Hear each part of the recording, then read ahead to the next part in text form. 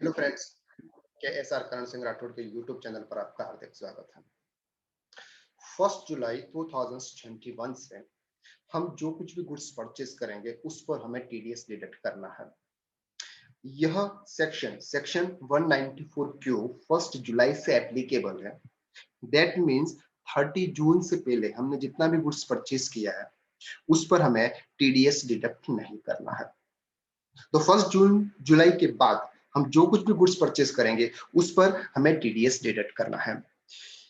किन दो tax payer को टीडीएस डिडक्ट करना है?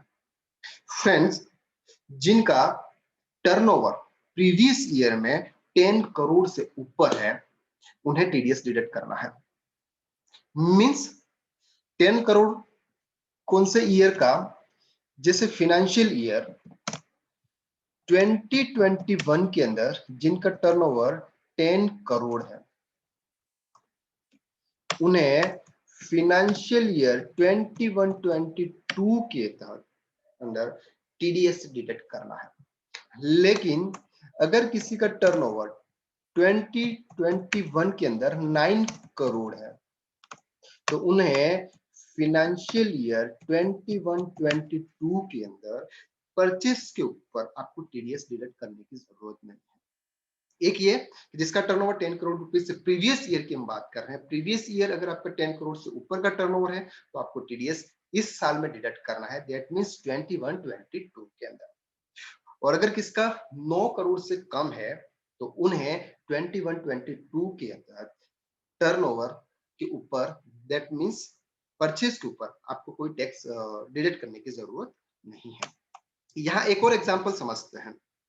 अगर फाइनेंशियल ईयर 2021 के अंदर 10 करोड़ का टर्नओवर था, इसलिए हमने फाइनेंशियल ईयर 21-22 के अंदर परचेस के ऊपर टीडीएस डिडक्ट किया। लेकिन फाइनेंशियल ईयर 21-22 के अंदर 9 करोड़ का टर्नओवर है तो हमें फाइनेंशियल ईयर 22-23 के अंदर परचेस के ऊपर टीडीएस डिडक्ट करने की जरूरत नहीं है। क्लियर हो गया आपको? अगर फाइनेंशियल ईयर 21-22 के अंदर 9 करोड़ का टर्नओवर है तो नेक्स्ट ईयर आपको टीडीएस डिडक्ट करने की जरूरत नहीं है। सेकंड पॉइंट, टैक्स पेयर को कितने रुपीस का गुड्स परचेज करने पर टीडीएस डिडक्ट होगा?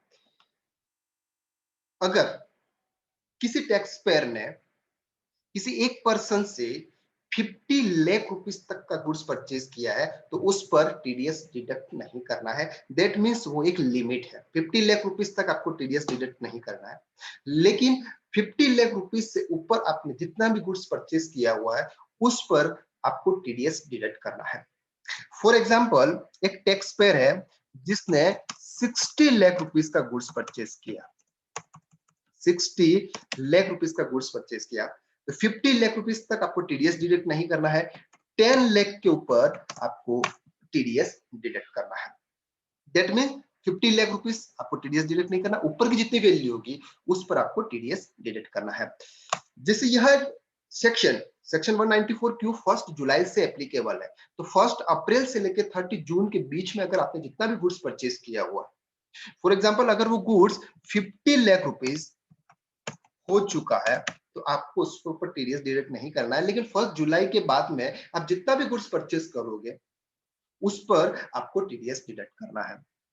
अगर ये जो 50 लाख रुपीस है ये फाइनेंशियल ईयर के अंदर आपके जितने टाइम तक कवर होते हैं, फॉर एग्जांपल नवंबर तक आपके अगर 50 लाख रुपीस तक का परचेज हुआ है आपके किसी पार्टी से तो आपको वहां तक आपको टीडीएस डिडक्ट नहीं करना है। लेकिन इसके बाद 50 लाख के ऊपर अगर आपने किसी भी पर्सन से गुड्स परचेज किया है तो उस पर आपको टीडीएस डिडक्ट करना है।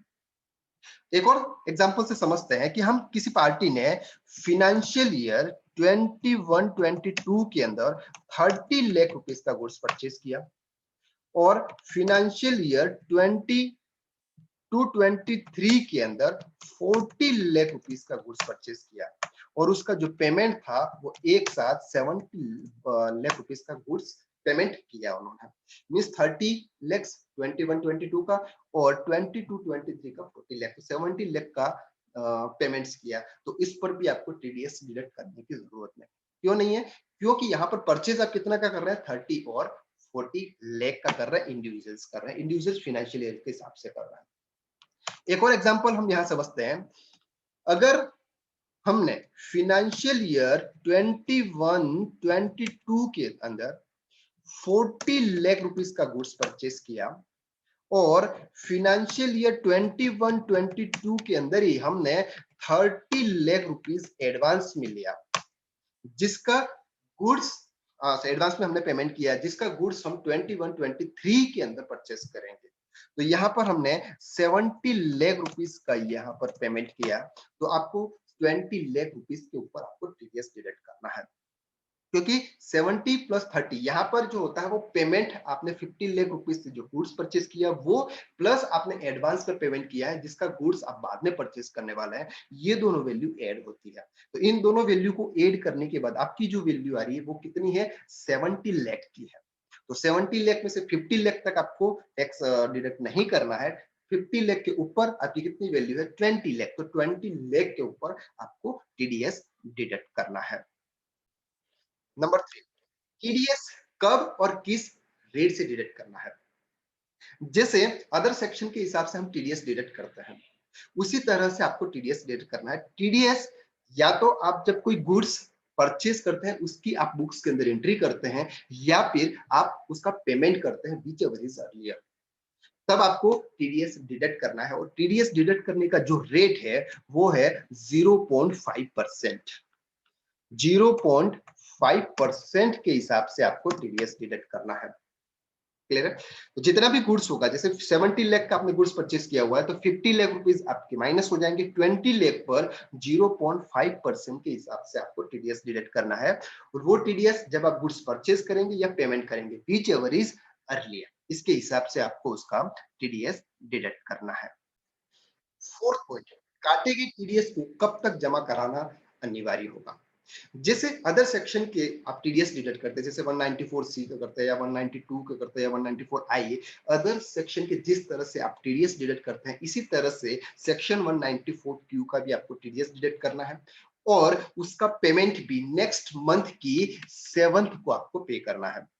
जैसे अगर मैंने टीडीएस डिडक्ट किया 30 जुलाई 2021, 30 जुलाई 2021 को मैंने उनका टीडीएस डिडक्ट किया, तो उसका पेमेंट मुझे 7 अगस्त 2021 को उसका पेमेंट करना है। मींस नेक्स्ट 7 को, नेक्स्ट मंथ के 7 डेज को आपको पेमेंट करना है। और उसका जो रिटर्न है पेमेंट के बाद में, उसका जो रिटर्न फाइलिंग है वो आपको क्वार्टरली करना है। तो 30 जुलाई के बाद में जो नेक्स्ट क्वार्टर आता है उसकी जो डेट होती है, इसके हिसाब से आपको उसका रिटर्न फाइल करना है।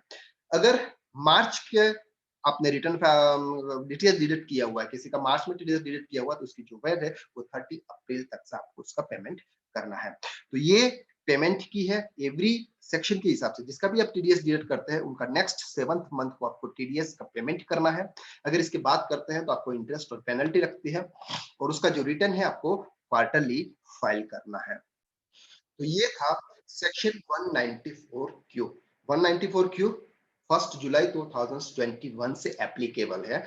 तो किसी भी एक सिंगल पर्सन से आप जितना भी गुड्स परचेज करते हैं, अगर वो 50 लाख रुपीस से ज्यादा है तो आपको टीडीएस डिडक्ट करना है। ये भी देखना है कि आपका प्रीवियस ईयर अगर आपका टर्नओवर 10 करोड़ से ज्यादा का होना चाहिए। टर्नओवर के अंदर कौन कौन से आते हैं, टर्नओवर के अंदर सिर्फ और सिर्फ बेसिक वैल्यू आती है जिसके अंदर जीएसटी एक्सक्लूड कर दिया जाता है। तो आपको ये ध्यान रखना है कि टर्नओवर का मतलब क्या होता है। और गुड्स परचेज की जो वैल्यू है वो हम टोटल लेते हैं, purchase plus tax is equal to जो वैल्यू आती है वो हम वैल्यू लेते हैं। 50 लाख रुपीस के अंदर दोनों इंक्लूड होगा, तो आपको ये भी ध्यान रखना है।